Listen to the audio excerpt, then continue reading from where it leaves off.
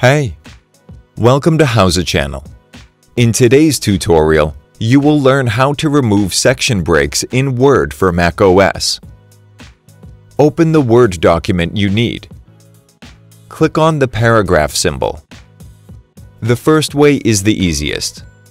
Put your mouse pointer in front of the section break and press Delete on your keyboard. Done.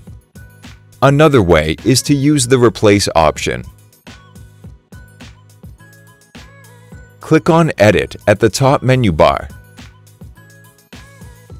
Select Find and Replace from the list. Select Section Break in the Find field and type 1 space in the Replace With field.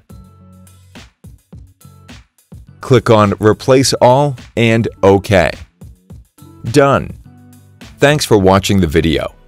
Please like it and let us know if you use any of our tips and tricks. Subscribe to our channel. We upload new tutorials every day. See ya!